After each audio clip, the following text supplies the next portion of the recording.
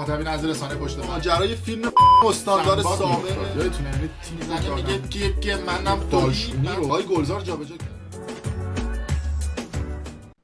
درود به مخاطبین عزیز، بنده امین فردین به همراه تیمم بار دیگه با یک برنامه پشت پرده دیگه با شما هستیم. امیدوارم که هر کجا این کره خاکی که هستید و صدا و تصویر من رو میبینید و میشنوید حال دلتون خوب باشه. امروز قصده که در برنامه پشت پرده افشا بکنیم پشت پرده ماجرای غرق شدن کشتی سانچی رو که این روزا یک خبر جنجالی هم در رسانه ها منتشر شده و حسابی داره این خبر وایرال میشه و دست به دست میشه که 22 تا از خدمه کشتی سانچی اونجوری که قبلا گفته شده بود که کشته شدن، حالا وکلای خانواده این مفقود شده ها گفتن به اسناد جدیدی دست پیدا کردن که نشون میده که 22 تا از این خدمه کشتی سانچی اصطلاحاً زنده هستن. امروز میخوایم با تحلیل و بررسی کردن اسناد و مدارکی که تا این لحظه در رسانه ها منتشر شده و همینطور تحلیل و آنالیز اطلاعات جعبه سیاه کشتی سانچی که اطلاعاتش رو به شما نشون میدیم. یک فایل صوتی هم از لحظات آخری که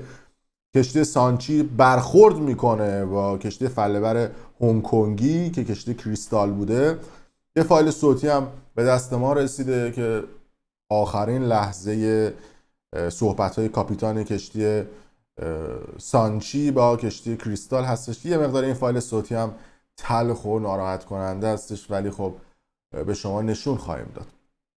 اما خبری که چند روزی هستش در رسانه ها منتشر شده و حسابی سر و صدا به پا کرده و خیلی از دوستان من پیام دادن که آقا پشت پرده این قضیه صحبت بکن و آیا 22 تا از خدمه کشتی سانچی زنده هستن یا نه. خبری بود که اولین بار تلویزیون ایران اینترنشنال به نقل از وکلای خانواده کشته شده های سانچی یا اصطلاحاً مفقود شده، حالا دیگه نمیتونیم بگیم کشته شده، منتشر کرد و گفتش که شرکت وکلای خانواده خدمه سانچی از اسنادی درباره زنده بودن 22 خدمه این کشتی خبر داده که این هم دریانوردان این کشتی بودن که حالا اینجا به صورت کلی عکسشون رو هم گذاشته و خبرش رو کار کرده. اتفاق تلخی که کشور رو به غم و بهت و ناراحتی برد از اون تلختر هم برای خانواده هاشون بود. البته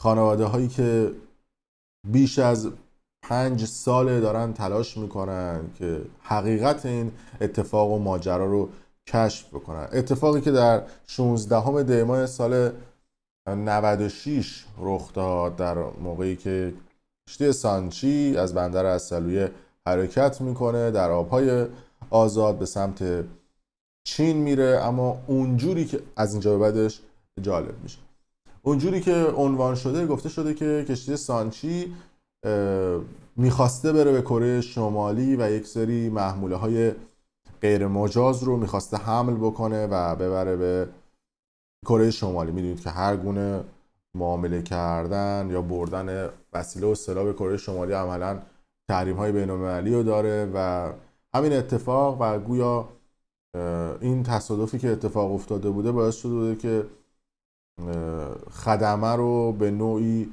از توی کشتی سانچی بیرون بکشن و خودشون میگفتن که در کره شمالی چند وقت اینها بازداشت بودن و بعد از اون هم اونها رو آوردن ایران و در بازداشت اطلاعات سپاه بودن.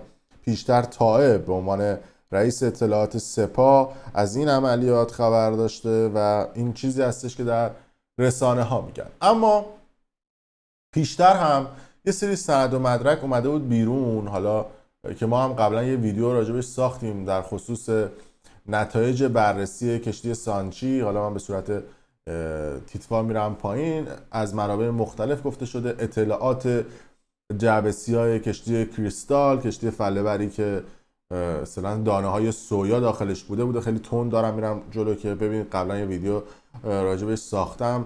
و کشتی سانچی که از اینجا بندر عسلویه می اومده، اطلاعات جعبه سیاه رو دارم به شما میگم. 111,000 تن مایعات گازی داخلش بوده که خیلی سریع آتیش میگرفته. مقصدش بندر دایسان در کره جنوبی بوده. اتفاقی که 8 ژوئن 2018 بعد تموم میشد و تمام دریانوردان سلامتی داشتن و کشتی هم مال سال 2008 بوده. سانچی هم فکر میکنم مال سال 2011 بوده. تمام اتفاقات کشتی سانچی رو بررسی کرده. حالا من اینم چی خسارتی بوده که به کشتی سانچی و کشتی کریستال وارد شده بوده. این فایل PDF رو من حتما میذارم توی کانال تلگرام برنامه پشت پرده که لینکش رو همین زیر میذارم توی ببینید و ریز راجع به همه موضوعات صحبت کردم. اما نکته‌ای که وجود داره این هستش که اطلاعات جعبه سیاه رو تا مدت‌ها نمیدادن. یعنی اتفاقی که دقیقاً برای هواپیمای اوکراینی افتاد و بعد از اون گندش بالا اومد که چه اتفاق افتاد، برای سانچی هم همین اتفاق افتاد. و جلسه‌ای که بین کشورهای هنگ کنگ، ایران و چین و البته پاناما یه جلسه‌ای رو برگزار کردن، اطلاعات جعبه سیاه رو داده بودن بیرون که آره این اتفاق افتاده و این حادثه رقم خورده. خب ممکنه که این حادثه از طریق جعبه‌های سیاه کاملا درست و دقیق تحلیل و آنالیز شده باشه، اما اون چیزی که برای مردم مهم هستش ماجرای زنده بودن خدمه کشتی سانچی، چیزی که حالا خانواده های این افراد به دست پیدا کردن. یک فایل صوتی اومده بود بیرون از این ماجراها که مسئولان وزارت نفت با بیمه صحبت کرده بودن. دروغ‌هایی که جمهوری اسلامی گفته بوده که دمای هوا در کشتی سانچی بیش از 8000 درجه بوده. از این صحبت‌های عدد عجیب و غریب داده بودن که رفته بودن اندازه‌گیری کرده بودن 8 درجه بوده دما در پشت کشتی و میتونستن خیلی راحت نزدیک به کشتی بشن و داخل کشتی افرادی که داخلش بودن رو نجات بدن، اما این کار رو انجام ندادن و به دروغ اومده بودن، گفته بودن که درجه کشتی بالا. نکته‌ای که هستش این هستش که 11 شرکت بیمه‌ای که در لندن بودن این کشتی رو بیمه کرده بودن. 70% رو البته 30% رو هم شرکت‌های بیمه ایرانی اومده بودن بیمه کرده بودن. و یکی از مشکلاتی هم که وجود داشت با توجه به تحریم‌ها هزینه‌هایی بود که برای جانباختگان اونجوری که اینا داشتن میگفتن بعد پرداخت می‌کردن. خب 3 تاشون که کشته شدن و جسدشون هم اصلا اومده بود بیرون، اما بقیه‌شون اون چیزی که مشخصه هیچ اثری ازشون نیست و میگن که مفقود شدن. اما نکته مشکوکی که وجود داره، حالا این جلسه حالا وجود داشته تمام اطلاعات، یه فایل خیلی طولانیه که امضای نهایی بررسی قشنگ زدن، ماسمالی هم کردن و تانکیو هم گفتن آخرشو و نتیجه گیری هم کردن که نظریه ایران و پاناما و بنگلادش بوده و چین و بقیه کشورها که داخل این سند هستش که اون فایل PDF رو بهتون میدم مطالعه کنید کامل. اما نکته جالب این تصاویری هستش که وکلای خانواده بهش دست پیدا کردن. گفته شده در لحظه حادثه یک هلیکوپتر یا مثلا یه بالگرد بالای کشتی سانچی داشته حرکت میکرده که گویا این تصاویر رو ضبط کرده که این افراد دارن از داخل کشتی بیرون میان و این هم یک قایق اصطلاحاً سربسته هستش، قایق نجاتی که تمام این افراد فرار کردن و سوار این قایقه شدن. تصاویری که ضبط شده و این هم قایقی هستش که در آبهای آزاد گرفته شده. البته چون تصاویر دور بوده اصطلاحاً کامل نمیتونست نشون بده و این اسناد نشون میده که تمام این خدمه زنده بودن و به دلیل اینکه داشتن اصطلاحاً مواد غیر مجاز رو میبردن به سمت کره شمالی، افراد رو گرفتن. اما یک فایل صوتی هم اومده بیرون، فایل 32 دقیقه‌ای از آخرین لحظه‌ای که کاپیتان کشتی سانچی داشته صحبت میکرده با کشتی کریستال و صداش البته یه مقداری هم تلخ و ناراحت کننده است. بشنویم که چی میگن. فایل صوتی که از جعبه سیاه کشتی سانچی بیرون اومده. Fuck, why she's not doing anything?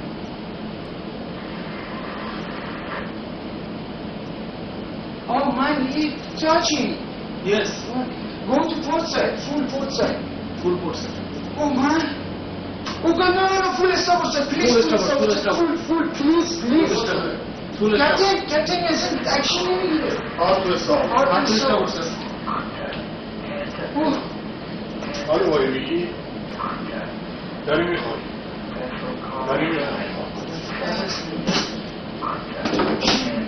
برای دیگه سانچ یه فایده نداره خواهده دکشن رو نگلنده رو روشن کن هر کوپو هر کوپو فایده نداره یا اول یا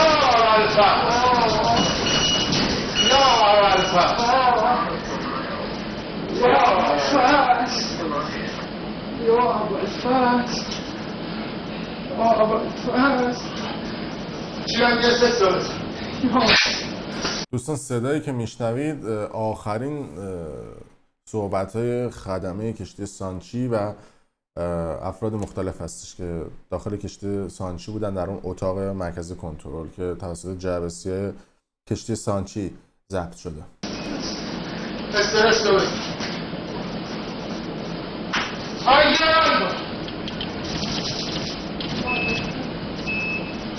Hard to put me, hard to put. Okay.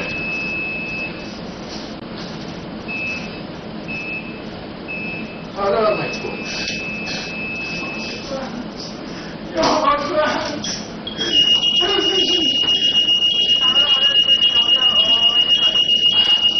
دیگه هیچ کار نمید. تمام بوده یا آب رو بزنم.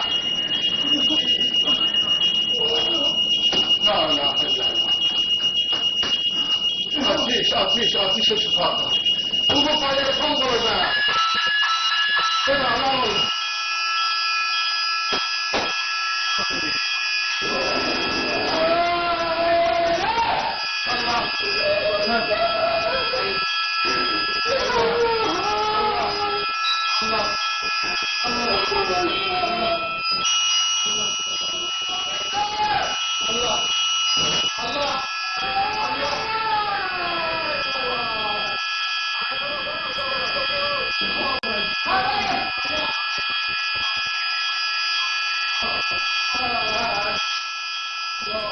ببین این دقیقاً دقایق آخره، یعنی تقریباً 3-4 دقیقه آخری هستش که جعبه‌سیاه کشتی سانچی صدا رو ضبط کرده و بعد از اون هم عملاً ارتباط قطع شده بوده با جعبه‌سیاه و انقدر حرارت بالا بوده گویا این اتفاق افتاده.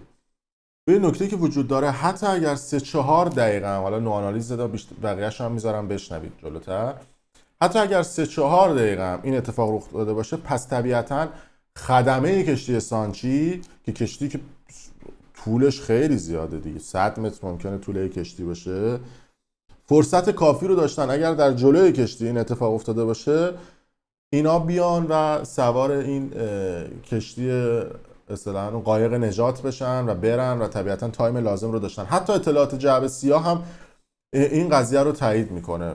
ببینیم بقیه‌شو بشنویم.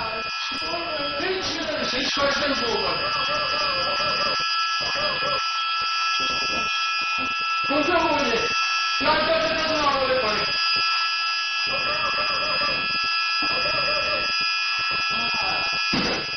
یا اول فرض رفت